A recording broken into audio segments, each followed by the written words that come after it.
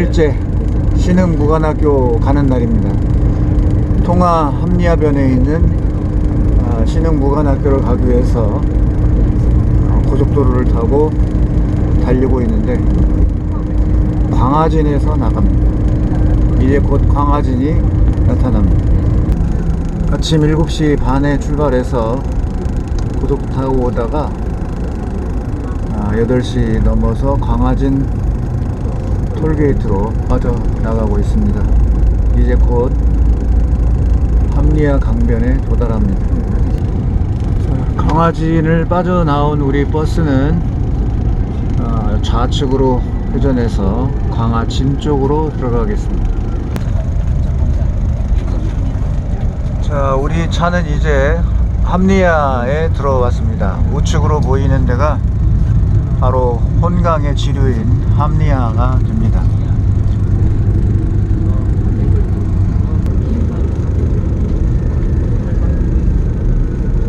지금 회전하고 있는데 좌우측으로 합리화가 보이고 있습니다.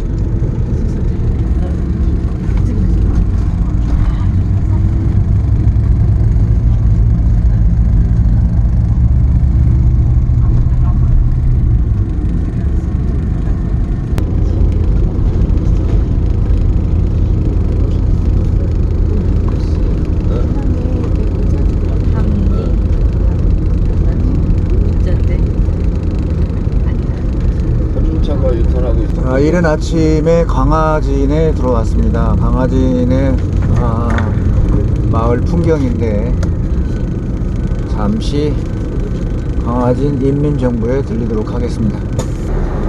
자, 이곳은 광화진의 인민정부입니다. 인민정부. 합리화를 가고 있는 중입니다. 5년 만에 다시 찾았는데 도로에 콘크리트 구조물로 깔끔하게 정리가 되어 있네요. 그리고 저 앞에 우리가 올라왔던 고속도로가 있습니다. 저 고속도로 다리 아래로 해서 합리화 무관학교 자리로 들어가겠습니다. 자, 엊그제 많은 비로 이 합리화 역시 물이 아주 많이 흐르고 있습니다. 합리화변에 버드나무들이 줄지어서 성장하고 있고 물에 넘친 흔적에 의해서 옥수수대가 넘어가 있습니다. 오래전에 이 길이 흙길이었는데 지금은 이렇게 콘크리트 처리가 돼서 길이 깔끔하게 정리가 되어 있습니다. 합리화로 가는 이 강변의 이 길은 풍부한 감성을 갖게 해주는 그런 풍광이 보입니다. 자, 지금 합리화 신흥무관학교 가는 길을 달리고 있는데요. 이 길을 간다고 하는 것은 상당한 의미를 갖고 있습니다. 한국 독립운동사의 한 축의 길이라고 생각을 하시면 되겠는데요. 이 길을 가기 위해서 저 멀리 1898년부터 역사 이야기가 시작이 됩니다. 저 좌측으로 지금 보이는 빨간 구조물은 아마 포도주 공장으로 알고 있는데 이 합리화 강변의 동편에 이렇게 통화에서 유명한 포도주 공장이 보이고요. 여기에서 이제 코너로 오른쪽으로 돌아서 언덕을 올라서면 바로 신흥무관학교의 연병장으로 쓰였던 넓은 벌판이 나타나게 됩니다. 도로가 상당히 좋아져서 여러 차례 7차례 와본 저로서도 상당히 감회가 새롭습니다. 이제 이 언덕을 올라서면 바로 무관학교 연병장 자리가 되겠습니다.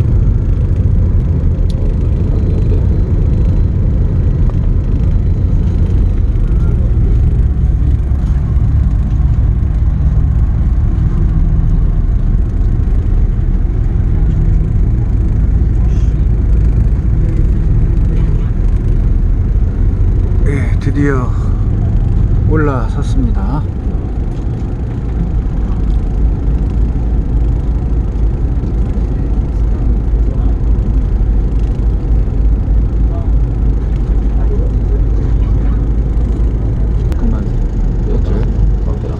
자, 지금 이제 마을 한복판으로 들어왔고요. 이제 차는 이 근방에 정차를 시키고 하차를 하도록 하겠습니다. 우리가 신흥무관학교 자리에 도착해서 막사가 보이는 쪽으로 이동을 하고 있습니다.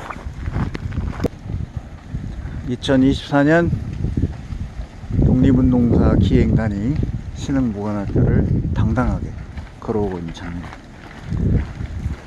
현대판 독립군들이 지금 걸어오고 있습니다.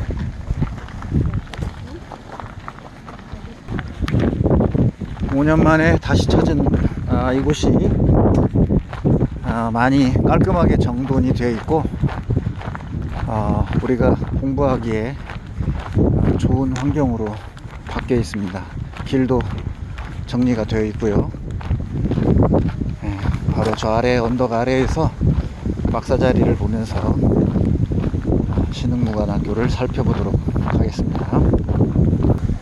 2019년도에 우리가 여기를 왔을 때 이 마을의 할머니가 우리 일행들에게 블루베리를 갖다 줬던 기억이 나는데, 저 앞에 보니까 지금 블루베리와 관련된 일을 하고 있는 것으로 보여집니다.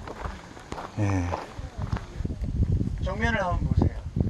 지금 정면에 저기 노란 비닐하우스 같은 형태, 그리고 능선을 따라서 보면 좌측에서 우측으로 한 능선이 평평하게 가죠. 그리고 그 산 너머는 보이지 않고, 그리고 좌측에 저 아래쪽에 지금 합리합니다. 그러니까 저 산줄기는 이쪽에서 내려오는 합리화에서 끝나는 산줄기로 그 뒤편을 막지요. 물을 해서 넘어와야 되니까 하나의 장애물이 되는 거죠. 그래서 이쪽 이 능선의 남동쪽 끝은 합리화에 와서 닿고 있고, 그 다음에 지금 우리가 걸어온 부분이 바로 이제 연병장 부분이에요. 연병장 부분은 그러니까 병농지니까 농사도 짓고 그리고 훈련도 하고, 그래서 주변 이제 활동들은 저기서 했을 거고, 그 다음에 이제 숙소, 막사, 실내 교육 장소, 이런 곳이 이제 정면에 저 언덕을 위해서 계단식으로 있다고 한번 보세요. 한 17동 정도 있다고 하는 것 같은데, 그러면 이 사이에 다 막사들이 앞에 펼쳐져 있고, 그 다음에 이 연병장 쪽으로 올라올 때 언덕을 올라왔어요. 강변에서. 그러면 강 너머에서는 여기가 보일 수가 없습니다. 자연스럽게 이 은폐연폐가 되는 거예요. 그러니까 이 장소에 대한 보안이 유지되고, 그리고 타인들이 접근한다고 하면 강을 뚫고 넘어와야 되니까 이런 지형적 조건을 갖추고 있는 것이 바로 합리화의 또는 신흥중학교, 우리 시골 학교 신흥무관학교인데, 이 무관학교라는 용어는 들어 대놓고 쓸 수 있는 용어가 아니었기 때문에 신흥강습소 또는 신흥중학교 이런 식으로 표현해서 중국의 관원이나 아니면 일본의 이 추적에 피하기 위해서 그런 용어를 썼지, 대놓고 신흥무관학교 이러면 여기도 힘들고 중국에서도. 그래서 그런 용어는 신흥강습소 때는 신흥중학교 이렇게 이해를 하시면 되고요. 그 다음에 이제 의미 가치 부여로 한다면 신흥무관학교 이렇게 얘기를 하면 크게 문제는 없을 거라고 생각됩니다. 제가 이 길을 청산리 가는 길이라고 정했어요. 청산리 가는 길. 그리고 우리 선생님들은 오늘 아침에 통화에서 출발해서 북쪽으로 가면서 이제 내일 우리가 활용해서 청산리 대축지의 이제 입구까지만, 지금 안에는 못 들어가니까 입구까지만 접근을 했는데, 그곳 현장을 막바로 가서는 안 됩니다. 청산리라는 게 하나의 꽃이라면 그 꽃이 있게 한 토양과, 그리고 거기에 뿌리를 내린 식물이 꽃이 될 거니까 그런 뿌리, 그다음에 줄기, 잎, 이런 존재들이 있고 나서야 청산리 대첩이라는 어떤 꽃이 있다고 한번 생각해 보겠습니다. 그래서 우리는 그 꽃만 봐야지. 그런데 그 꽃을 피우기 위해서는 출발이 중요한데 어디를 출발을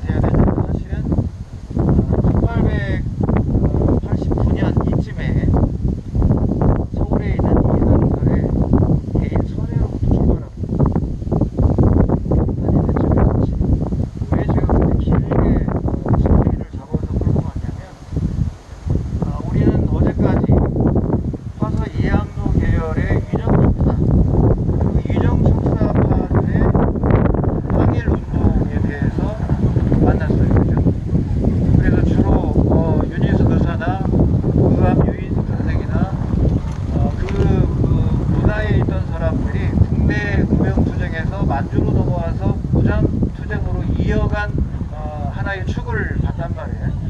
그러면 이분들의 주 거지들은 경기도 양평, 춘천, 제천 이 일대로 수도 서울의 동쪽의 산악지역에 해당이 되는 곳이랍니다. 그런데 이 이상설은 본래 이 진천뿐이에요. 그래서 호법 인터체인지를 가기 중부고속도로 가기 전에 거기가 이제 수계가 금강유역에서 한강유역으로 바뀌는데 그 고개를 넘으면 한강유역이고 그 고개 남쪽이 금강유역의 미호강의 출발지가 되는데 그곳에 진천이 자리 잡힙니다. 그 진천에 고제 이상설 선생이 태어난 곳입니다. 이분이 이제 서울로 와서 그러면 지역적으로 이분은 이 서울 경기권에 해당되는 곳이 그 다음에 하나 또 빼면 안 될 사람이 여준 선생입니다. 이 여준 선생이야말로 우리 독립운동의 인재를 양성하고 학교를 길러서 독립 이후에 새로 만들어질 나라를 염려하면서 인재 양성한 곳의 한복판에는 여준 선생이라는 분이 계세요. 그런데 이 여준 선생은 누구냐면 여운형의 당숙되는 분입니다. 여러분 여운형 선생 알죠? 그래서 이 여운형 선생의 당숙이 5촌 넘게 해당됩니다. 이 여준 선생이 부산학교를 포함해서 여러 고생을 했습니다. 이상설과 여준과 오늘 주인공 우당 유해영, 이시영 이런 분들이 처음에 1889년에 나라가 기운다는 걸 알고 뭔가 새로운 민족교육을 시켜서 나라를 구하겠다는 생각을 했습니다. 그런데 이 경기 일대에 이런 기후지방에 있는 사람들은 개통으로 가면 이제 실학과 연결이 되거나 기후 남인으로 연결이 되니까 예를 들어 호남의 노사 기정비하는 것처럼 위정축사사학으로 치거나 아니면 이 경기 화서 역시도 위정축사파 여사학과로 치거나 아니면 영남은 이 퇴계 이황의 영향을 받은 영남 남인의 주리론자들의 보수적인 성향으로 이렇게 결합하거나 이러한 성향과 달리 이렇게 앞서 있던 우당 이형은 서울이잖아요. 이시영도 같은 집안이었고 이런 분이나 여준 선생도 경기도 용인분이세요. 그러면 이제 이분들의 근거지를 본다고 하면 열려있는 즉 신학적 사고를 가진 후에 영향을 받았다고 봐야 되고 특히 우당 이형 같은 경우는 스스로 그런 혁명적 사고를 거쳐서 공화적인 생각을 하고 그 다음에 민중이 중심이 되는 그런 민족이나 조선왕조 이런 체제가 아니라 이미 이제 열려있기 때문에 노비 뭐 이런 것도 다 해방해야 되고 이런 생각을 다 가졌답니다. 그래서 작가가 송수익 소설 아리랑에서 송수익을 묘사할 때 바로 그 부류애들 그러니까 부류들이라면 우당 유해영, 단재 신채호 이런 분들은 일찍이 자기 혁신을 통해서 인간의 어떤 존엄 그리고 성리학적 유계 질서에서 기질 차이 때문에 사대부가 있고 평민이 있고 이런 생각이 아니라 모두가 인간 존재로서 같다라고 한 이런 평등사상을 이미 몸에 배어가고 있었다 그런 얘기. 그러니까 이 제가 얘기한 이상설, 여준, 우당 유해영, 이시영 이런 분들은 스스로 탈피를 하고 새로운 근대로 가는 생각을 갖고 있었거든요. 이런 분들이 이렇게 모였다가 1905년 을사늑약이 맺어지면서 이미 해외 망명기지를 만들어야겠다는 생각을 이미 갖고 시작을 하는 겁니다. 그럼 이 을사늑약이 1905년 맺어졌으니까 이 조약 이후에 의명항쟁은 명성황후 살해했던 을미사변대 을미금영구가 이어져서 가요. 대부분 충청도 홍주의명이라든지 장성의 호남의명이라든지 그 다음에 이 춘천 일대의 의암 유인석을 포함한 이런 화서계열들도 계속 의병항쟁을 이어갑니다. 개통을. 그런데 이쪽 분들은 지금 이미 그것은 안 되겠다. 그런 구식 무기로 저 일본 제국주의를 맞선다는 건 의미가 없기 때문에 새로운 망명기지를 건설해서 신교육을 하고 인재를 하고 그리고 군사훈련을 해서 독립을 준비해야 된다 이런 사고를 가진다. 좀 흐름이 잡히나요? 그러니까 이후에 이제 양기탁을 포함해서 우리가 알고 있는 신채호 그 이동영을 포함해서 많이 나오는 선각자들이 모두 신민의 결성에 참여하게 된 겁니다. 이 신민의 결성이 이제 1907년 초에 이제 결성이 돼요. 이런 와중에 1년 전에 이미 이상설과 여준에 의해서 우리가 갈 용정에는 서전서숙이 이미 태어나기 시작하고요. 그래서 이 북한도의 이 최초의 우리가 학교라고 하는 서전서숙이 바로 이 신민회와 관련된 인물에 의해서 이미 시작이 되고 있었고, 그 다음에 1907년에 본격적으로 신민회가 결성이 되는 겁니다.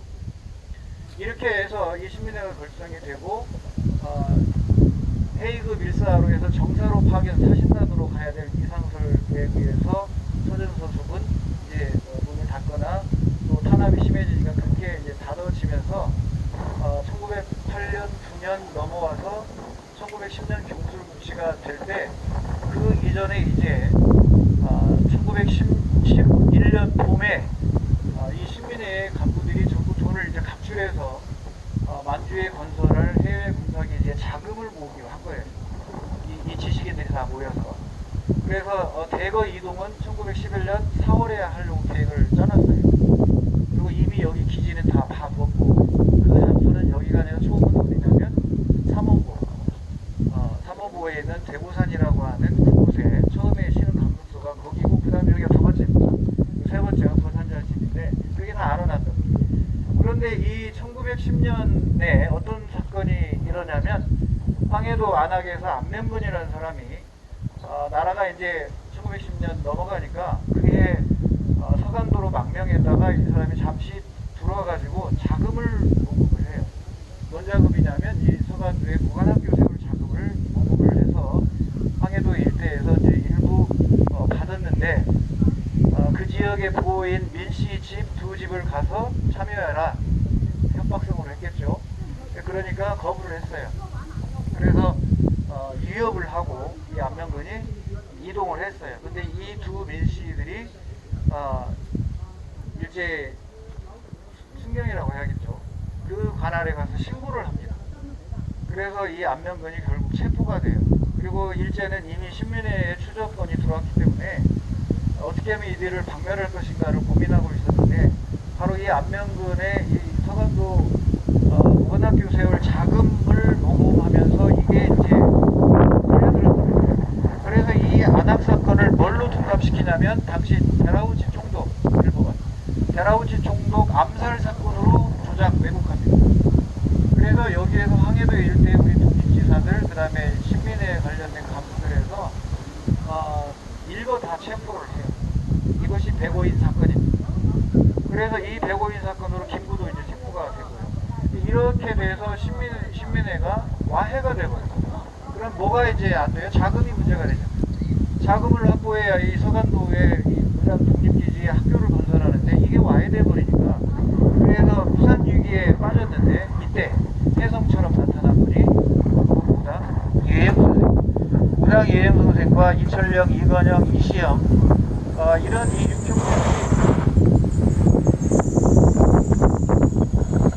육형제들이 우리 사만 간부라고 했단 말이에요. 그래서 처분을 해서 오늘날 돈으로 약 600억을 마련합니다. 얼마요? 600억. 40만원으로 나옵니다. 당신 돈으로.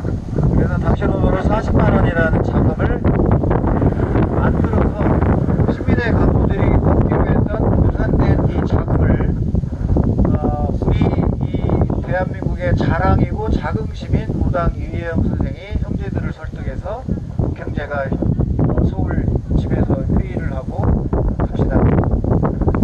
그래가지고 정신을 해야 되니까 다 처분해서 갑시다. 그래서 이 자금이 마련되고, 그렇게 해서 자금이 마련돼서 1910년 12월경에 이동영, 이회영 가족이 먼저 망명을 합니다. 국방을 건너면서 망명하면서 여러분들이 독립운동사에 봤던 이회영사에 건너면서 누군가가 한국에 이제 건너거든, 돈이었거든, 건너줘라 라고 하는 얘기가 그래서 연결돼서 나온 거예요. 그렇게 해서 어디로 가냐면 바로 그 삼원부의 대부산 아래 거기에 1911년 5월경에 바로 이 경학사를 세우면서 신흥강습소를 운영하게 됩니다. 그 신흥강습소를 5월에 해서 학교 이제 학생도 만드는데, 이때 안동에서 올라온 내안마을의 안동 혁신유리들, 그러니까 석조 이상용을 포함해서 백합 김대라, 일송 김동탑, 그 다음에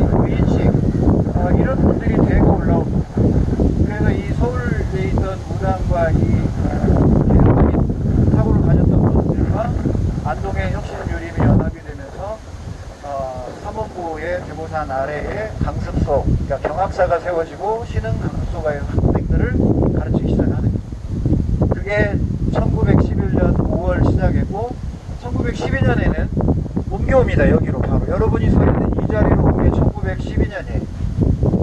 그래서 봄에 3월에 공사를 시작해서 음력 6월 7일경에 제2의 신흥중학교, 신흥강습소가 세워지는 곳이 여러분이 온 이 자리다.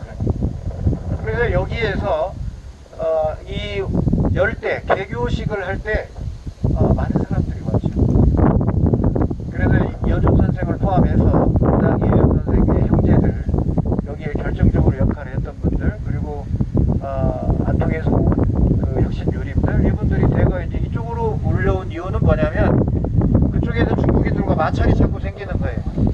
그래서 무당 이혜영 선생이 나라가 망하기 전에 중국의 원세계하고 친분이 있었는데, 유한스카이라는 사람하고 그 당시 이 청의 식권자였기 때문에 만나러 갑니다. 만나러 가서 우리 망명 조선인들의 안전을 확보하고 이렇게 해외 망명기지를 운영할 테니까 좀 도와달라.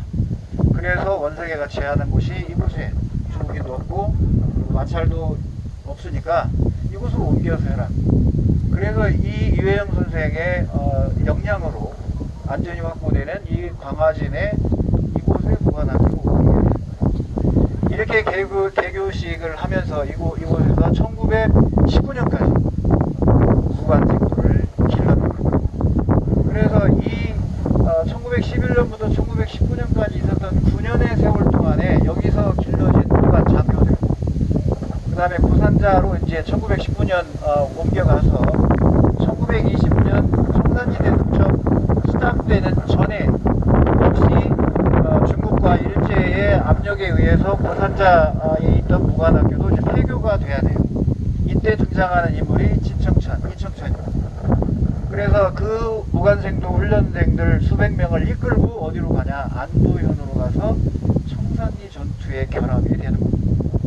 그러면 이제 여기 이 운영되는 동안에 이쪽에 이 군사하고 여기 인재 양성하고 교육, 미래 교육, 그러니까 무조건 무장투쟁이 아니라 미래에 만약에 우리가 독립이 됐을 때 어떤 나라를 경영할 것이냐 라고 하는 장기적인 계획으로 인재를 양성하면서 또 무관 훈련도 시키고 그렇게 해서 졸업을 해서 이런 인원이 우리가 3,500명이었다고 하니까 어마어마한 거죠. 이게 뿌리가 돼서 어디로? 의열단. 약산 김원무교 여기 와서 무기 제조법을 배웠어요. 여기 와서. 그리고 아리랑의 김산이라고 하는 분도 또 여기와 관련이 있고. 그래서 이 신흥무관학교라고 하는 게 이렇게 청산리 전투로 가기 위한 끝이 되고 바탕이 되고, 훗날 광복군, 중국 내륙에 가서는 광복군이 되고, 해방 이후에 이제 돌아와서 그들의 일부가 우리의 이제 대한민국의 군인도 되고 그러는데, 이 과정에 여러 기록들이 이제 나오는 거예요. 그래서 하와이에 있는 이 소설 속에 누구죠? 아들? 방영근이요. 방영근이가 이제 하와이로 가잖아요. 그래서 거기 그 방영근이 하와이로 가서 사탕수수나 이런 작업에 노예적 삶을 하면서도 돈을 모아서 독립자금을 보내준 항해 임시정부에, 바로 그렇듯이 이 신흥무관학교도 무려 3년 지나니까 돈이 바닥났다고 기록을 했어요. 그래서 이 운영하는데 미국에서 후원금이 온 기록이 남아 있습니다. 그러니까 미국이라면 하와이가 된다고 보시면 돼요. 그러니까 이 신흥무관학교를 인계하는데 우리나라의 사만 가부나 우당 이혜영 선생, 이철영, 이건영, 이시영 이렇게 이런 형제들뿐만이 아니라 안동의 혁신유림에 그러한 분들의 돈도 들어갔지만 민초들의 돈도 들어갔다고 하는 게 아주 중요한 역할입니다.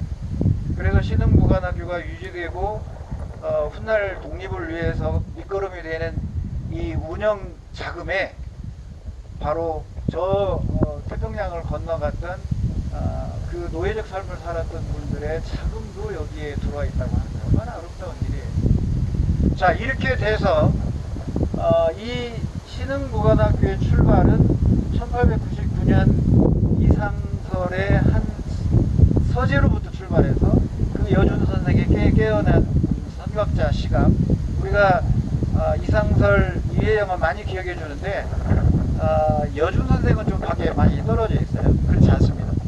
그래서 작가 조정래도 송수익을 이 합리화에 있는 무관학교 개교식에 여기에 오게 해요. 그래서 우당 이혜영 선생 만나고 여준 선생도 만나는 걸로 소설 속에서 표현해 갑니다.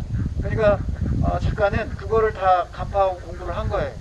공부를 해서 소설 속에서 여준도 만나고 신채호도 만나고 막 그런단 말이에요.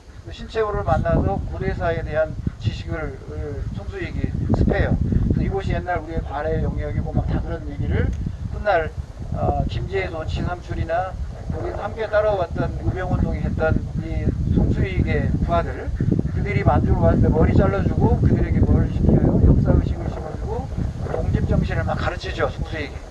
그런 것들이 여준 선생이나 우당 이혜영 선생의 그런 사상적 삶의 표현들을 소설이라고 하는 작품 속에 송수익을 끌어들여서 만들어가는 거예요. 그게 얼마나 놀라워요. 저는 그걸 보면서 참 대단하다. 저야 이제 역사를 공부하는 사람이지만 작가도 아니고, 그래서 이 조정래 선생의 그런 다 꿰어서 놓고 그거를 맞추면서 이 독립운동사의 큰 얼개를 짜가는 것을 보면 실존 인물과 가상의 인물, 그래서 이 신흥무관학교도 상당히 많이 다루죠. 그래서 여기에 누가 밤대근이가 바로 이 신흥무관학교를 졸업하는 날 그의 어머니 간폴댁 그리고 송수익이랑 다 와서 환영해 주잖아요. 그런 모습들이 이 신흥무관학교를 배경으로 해서 소설 아리랑이 전개되는 부분이다, 이렇게 이해를 하시면 되겠습니다. 자, 이렇게 해서 여기에서 양성된 우리의 인재들은 요소요소에 다 퍼져나갑니다. 그래서 하나가 바로 백서농장이에요. 일송 김동삼 선생이 이 신흥무관학교에서 졸업하고 나간 사람들을 다시 한 곳에 모아서 경영체를 만들어요. 그게 백서농장입니다. 그럼 여기 이 신흥무관학교에서 나온 이 독립분들, 무관생들은 어디로 가냐면 임시거처로 백서농장으로 가요. 우리가 이따가 가다 보면 팔리초라는 지역을 지나는데 그 부분을, 그 팔리초 안에 백서농장을 경영했어요. 그래서 이 부분은 아리랑 속에서 나이를 먹어가는 지삼출이 더 이상 젊은이들과 함께 독립운동을 못하니까 농장을 경영하는 게 나와요. 그래서 농장 경영하면서 이 일진들은 그 농장 경험하면서 생활하면서 군수물자 같은 걸 대고, 이런 장면이 저는 바로 이 일송 김동삼의 백서농장에서 힌트를 얻지 않았나, 이렇게 제가 판단을 하고 있습니다. 이렇게 해서 준비 때부터, 그 다음에 신민회부터, 그리고 경술국지 이후에 삼원보의 강습소, 그 다음에 여기 합리화의 중학교 신흥 강습소로 이어지면서 마지막에는 보산자까지 가서 1920년에 이제 해산이 된단 말이에요. 이미 이때 되면 이 언제 시기가 3.1 독립만세 이후잖아요. 1920년이면. 그러면 이 만주로 국내에 있던 청년들이 대거 넘어옵니다. 그래서 나도 이제 무관생도가 되겠다. 그러니까 막 늘어나죠. 그래서 이러한 국내에서 들어오는 3.1 독립만세 이후에 급격히 유입되는 우리의 독립의 뜻을 둔 젊은이들, 이런 분들이 이제 이런 독립운동의 기관 속에 막 들어가기 시작하고요. 그래서 이 시기에는 왕정 복벽주의, 옛날 그러니까 고종황제 시절로 돌아가자고 하는 이 복벽주의파가 있고, 이렇게 신채호나 이회영이나 이런 앞서갔던 이상설이나 이런 분들의 공화정을 끌고 가는 사람들이 있고, 3.1 독립만세 이후는 이 복벽은 이제 어느 정도 사라져 갑니다. 그래서 3.1 독립만세 이후에 우리가 뭘로 가요? 이제 날아온 왕정복귀가 아니고 새로운 세상, 그게 바로 공화정이다. 삼권 분립이 되고 민이 주인이 되는 세상, 이런 세상으로 가는 정치체를 꿈꾼 거죠. 그게 바로 상해 임시정부가 되는 겁니다. 자, 이곳에 이 신흥무관학교 자리에 합리화라고 하는 것은 이처럼 어마어마한 역할을 했다. 우리 독립운동사에서 해외 망명정부를 두고 수십 년간 이렇게 장기적인 항정을 하면서 일본의 이 제국주의의 정예부대에 1400명을 사살하는 이 독립전쟁에서 세계사에 유례에서 없는 승전을 하는 그곳에는 뭐가 있다? 신흥무관학교가 있다. 신흥무관학교 이전에는 뭐가 있다? 신민회가 있다. 그 신민회 이전에는 어디서부터 출발한다? 이미 열려있는 사고를 가진 위정척사 사상의 그런 사상이 아니라 열려있는 스스로 혁신해서 벽을 깨고 나온 사람들의 미래를 보는 해안, 그 이상술의 서재에서부터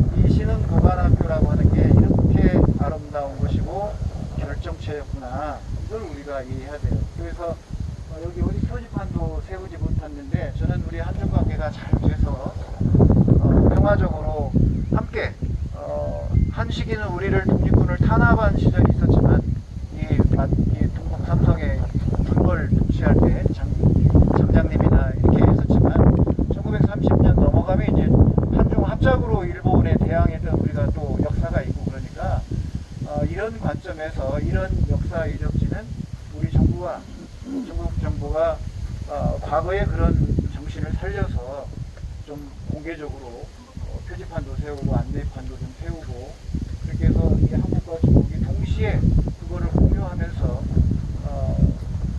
아름다웠던 역사를 후손들에게 전해주고 같이 공유하고 그리고 이제 여기서 우리가 제일 중요한 건 바로 평화예요. 평화와 사랑과 함께 공존해가는 걸 우리